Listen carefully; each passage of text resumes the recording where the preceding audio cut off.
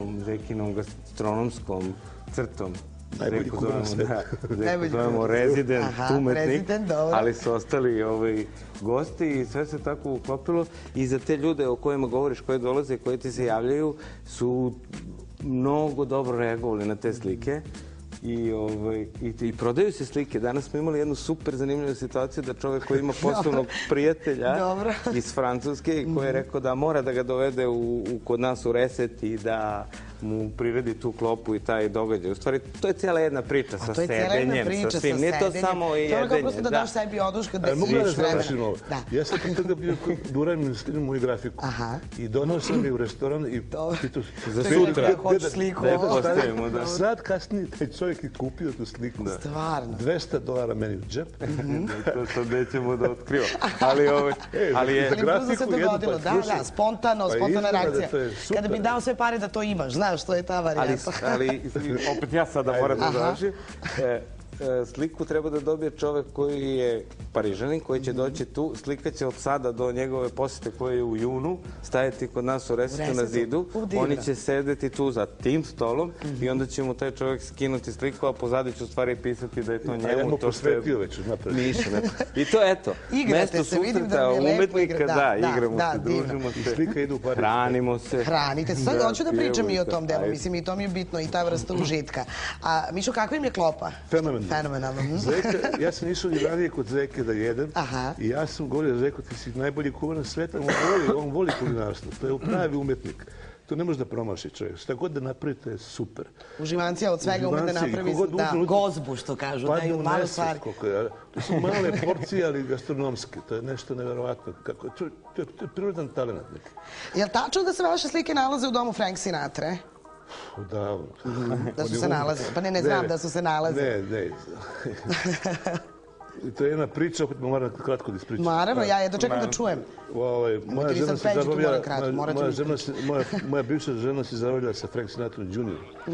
I onda, pa su ostali prijatelji. Ja se oženio sa njom i on došao u kuću. Ona pripada porodici Fonda ili? Da, je. A Fonda posebno. Moj sin i Bridget Fonda su brat i sestra. Cijela ta familija, hollywoodska. Hollywoodska je familija, dobro. I onda svi su me znali tamo i kupovali su, ne znam ko nema moju sliku, grafiku. Mislim da je Sale napravio spisak baš tih VIP korisnika Mišine umetnosti na misha.morac.rs.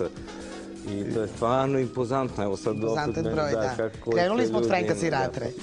I sada oni vide na moju sliku kod nas kući, kada bi u poseti i kaže, što bi moj otac voleo ovu sliku. To je bila neka slika sa pokazivanjem rukom. Neću da opisati sa sliku. A pita on, šta je Miša po nacionalnosti? A on kaže, Jugosloven. Pa nema, je li Srbin ili Hrvat? Kaže, Srbi, dobro je, moj otac voli Srbi. Dobro. Još tada u to vreme, kada mi uopšte nismo o tome razmišljali? Da, Srbin spasio život. Za vreme bombardovanja Havaja, Frank Sinatra nije znao da pliva, ličani Srbin je skočio za njim, izvukao ga iz vode i poslije ga odvukao u Hollywood i napravio taj snimao film. I je poslije ženio na kako se zvaš, Peggy Lee. Peggy Lee, da, aha. Sve je to bilo, ja sam živao u toj kući gdje se bila promenada tih filmskih zvezda. Imali smo naput mjesečno ručak u Henry Fonde, zato što njegov sin Peter Fonde je oženjen sa sestrom od moje žene i tako. Jeste u braku još uvijek, jeste? Nismo, u svađi smo. Sad u svađi. Ali dobro, to je sa puno strasti. Imamo sina, pa nas on izmiruje. Pa dobro, to je božanstveno. To su umetnici, zaista. Šta još na tim ručkovima, kada generalno govorimo ili uopšte na tim druženjima, kada je Amerika u pitanju, kako prosto pamtite to vreme? To jeste nekako zlatno doba Hollywooda? Pa ja nisam nešto obraćao pažnju na te Hollywood. Ja sam više obraćao pažnju na moj Beograd. Ja sam živeo u Hollywoodu, a sam mislio na Beograd. Nisam ja, svi mi, koji smo Srbi, Balkanci, kako već. I meni to sve bilo, vidim Glenn Forda sedi tu, ovdje sedi Nancy, ne znam koja. Mislim, svi glumci su okolo. Kad sam ja bio na Beverly Hillsu, bio mali gradić. Ide se ulicom, srete sve moguće zvezde. Pa ti se javljaju ljudi. Dobar dan. Hello, Mr. Charles Heston, how are you? Fine. I tako, mislim, nije bilo zvezde koje nisam upoznao. Kako vas tamo, je li Miša Morača ili imate neko drugo ime tamo? Šta fali Miši Morača? Ne znam da često ljudi ono kao se prilagođavaju, u smislu Amerikanci prosto ne izgovaraju, pa imamo naše ljude koji od, ne znam, Stevan je Steve, od Đorđe je George, pa to želim da vas pitam. Ja volim da budem Miša. Bravo, slažem se. I moji sinovi isto. Jeste insistirali na tome kada govorimo, eto, i taj neki odnos dosta biva zanimljiv, iako su oni verovatno, ne verovatno, nego sigurno tamo i rođeni, ali ste ih dovodili, su bili u Beogradu i su videli to grad. Moj stari sin je bio u Beogradu i zna da psuje srpski, vrlo dobro. Dobro. I bio kod Dace Devetke na Čevapčićima i onda igru na stolu. Istorija našeg detinjstva, vaše mladosti. I sad mi baš poslao juče e-mail, kaže, on je vegan, tako se kaže. Da, vegan, pa vegan se kod nas kaže, da. Vegan. Ne jede ništa od životinjskog. I poslao mi fotografiju Ćevapčića, vegan Ćevapčića u Lepinji. Dobro. Kako on to napravio, nema pojma. Kao... Tako lepo izgleda to, fenomenalno. Hlopom. Da, Peđa, htjela sam te pitam negdje prosto kad ste krenuli za tom pričom koja se tiče reseta, šta ste zamislili? Mislim to, restorančić, to je za mnoge od nas... Pričali smo, da, bilo je samo pre par meseci. Mislili smo, eto, klub, ajmo nešto da promovišemo kreativan odnos prema kuvanju, prema životu, prema sedenju u kafani. Uspeli ste u tome za vrlo kratak vremenski period, stičemo utisak. Da, za vrlo kratko vreme su ljudi prepoznali to i moram priznati da smo očekivali manji broj ljudi zainteresovanih za takvu vrstu i provoda i takvu vrstu hrane i eksperimenta. Samo ljudi ono kao im je bila potrebna meka i neko mesto gdje ćemo se mi ponovo sresti. Samo je mali, da, baš je trebalo malo nešto da se potakne taj deo i to mesto i da ljudi dolaze i da im se sad to sviđa i da neće da idu. To je čar tog mesta. Nekako se sad svi tako osjećamo, zna i Miša isto. Tu se nekako zasedi. Hrana je stvarno izvanredna. To lepo zasedi više, kao da prosto ljudi nemaju više vremena za to da se zasede. Gledajte u dvorište, školsko dvorište, ulica, bulevari, mislite, raja je na ulici tu, kao da si na ulici ti, to je divo. I stvarno je hrana, o tome sada često pričam sa Zekom dok nešto sedim ili svodimo račun ili pričamo gde, šta, kako i to i onda ja sad svoje iskustvo iz Flower Tendarca prenosim.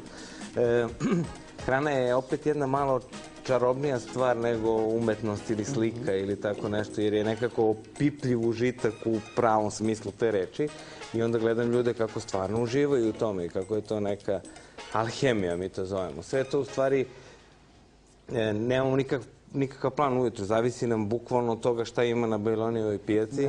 Pravimo određeni broj, da, pravimo određeni broj tih obroka. Zeka je stvarno maštovit i ovako i duhovit sa tim stvarima što nabavi tamo i to je jedna opet. I sve je nekako taj dorčol, nekako tu, lokal patriotizam. Svi se sad nekako znaju, dobavljači, nabavljači, konzumenti, prijatelji, komšije. Uživaš, deliš me da uživaš, ne spadaš u onu kategoriju, znaš kako ljudi kad počnu uslovno rečeno ugostiteljstvom da se bavi, tu postoji jedna vrsta odgovornosti, ali oni vrlo brzo bivaju umorni. Međutim, stičem utisak da ti nekako uživaš u toj svojoj kafani i da ti nije opterećenje, jel da? Stvarno je dobro mesto, vidjet ćeš, mislim, i onako, da, mi uživamo u tome. Izgledaju kod dva Francuza iz provincije, njih dvoje. Dugačke kecanje, ležani, opušteni. I moram samo da pomenem, da ne zaboravim. Tako je to, imali smo sreće nekako sa svim i sa prostorom i sa tim da baš Miša dođe sa svojim slikama i tako. I imali sa dragim gostima, stvarno imamo najviše sreće.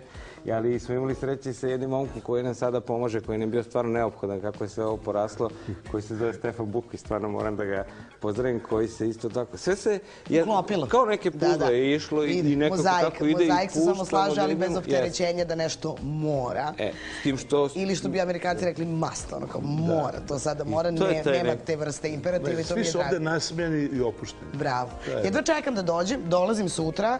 Mišo, otvarate u Resetu sutra izložbu Kralja Petra, broj 70, ili tako? 70, u 8 sati uveče, tako? Jeste, u 8 sati. Krećemo. I se radujete, biće prilika, evo i večeras. I odmah Pariz, jel da? Odmah Pariz i onda nastavljamo New York, Los Angeles. Biće božanstvena noć, da. Ali pazi, Reset, pravo mesto za početak. Pravo mesto za početak, hvala mi, stvarno. Puno vam hvala, ljudi. Ja bi sad mogla da ćaskam, ali to ćemo ovo što smo sad započeli u ovoj televizijskoj formi koja ima ograničavajući faktor. Svaki put kažem, moje zadovoljstvo, Mišo, zaista. I da vas ja upoznam, da vas i vide vaši Beograđani, kako ja, eno ga Miša, idemo sutra na izložbu, tu uvijek za ljude koji ne žive sve vreme ovdje. Dođite da popijem jedan kir. Pa to. Samo da ne zasednem, pošto ću morati da se vratim na emisiju. Pazi, planira i zasedanje. sedenje planiram sigurno od nedelje. Puno vam hvala ljudi što ste bili večeras ovde. Hvala i vam. Hajde mi sada da vidimo dalje šta se dešavalo. Sada govorimo već o nečemu što jeste jedna vrsta imperativa, ko to tako doživi. To su modne tendencije i da vidimo što ima novo. Mislim da Italijani su negde ukapirali da je Beograd jako bitno mesto za tu garderobu, pa uvek i u Mišino vreme i neke starije generacije, prosto i dame, a i muškarci su voleli lepo da se oblače i to je nastavilo tako da se dešava i sada. Gospodin Gio danas popodne je bio ovde, on zapravo radi za Dolce Gabbanu, ali zadužen i za jednu liniju Replaya i stigao je danas u Beograd i svi su imali neverovatnu tremu zato što je ta neka prva postava Replaya stigla u Beograd. Hajde da vidimo kako je to bilo večeras u Sava centru.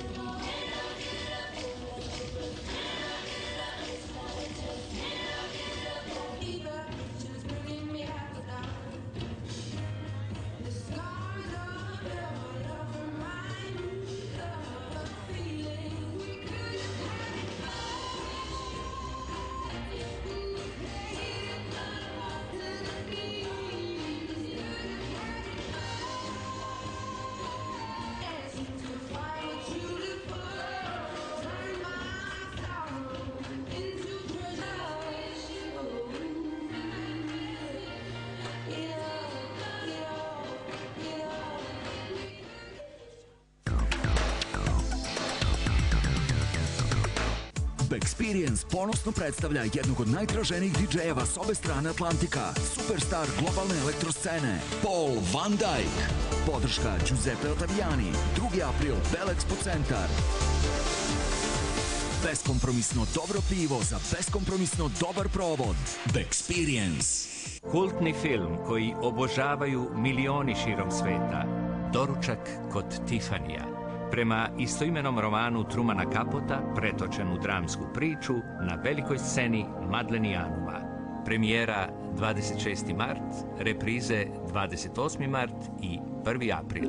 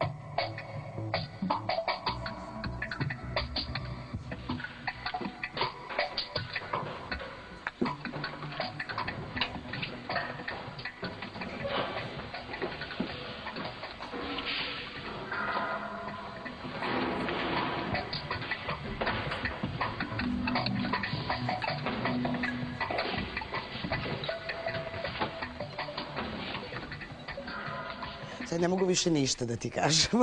Vladimir Đukelić.